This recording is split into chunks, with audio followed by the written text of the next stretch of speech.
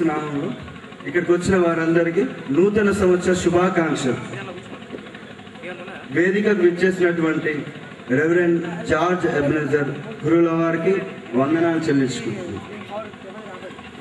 CSI church Kagaznagar pastorate నుండి వచ్చిన reverend నిరంజన గురువుల వారికి యవనస్తులందరి తరఫున వందనాలు చెల్లించుకుంటున్నాను.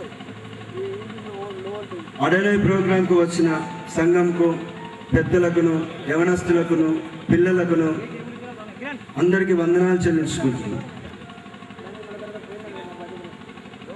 కాగజ్ నగర్ పాస్టేట్ నుంచి వచ్చిన వారు Mancherial pastorate, Mandamarri pastorate, Ramakrishnapur pastorate, CCC pastorate, అమరాజీ పాస్టేట్, టీజోన్ పాస్టేట్ మరియు లోకల్ చర్చెస్ నుండి వచ్చిన అటువంటి వారికి అందరికీ వందనాలు చెల్లించుకుంటున్నాను.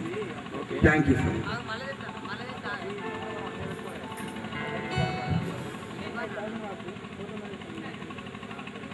Thanks for the youth leader. ఇప్పుడు మరి మనము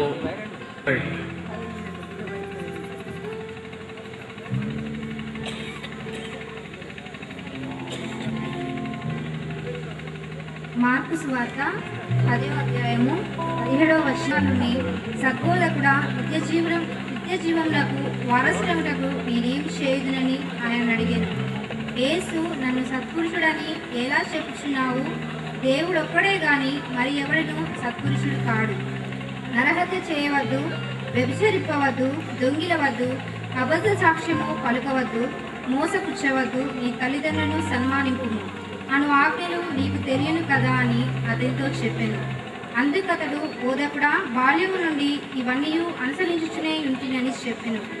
యేసు అతని చూసి అతని ప్రేమించి, నీకు ఒకటి కొదువగానున్నది, నీవు వెళ్ళి నీకు కలిగినవన్నీ అమ్మి బీదలకిమ్ము, పరలోకమందు నీకు ధనము కలుగును, నీవు వచ్చి నన్ను వెంబడించమని చెప్పాను.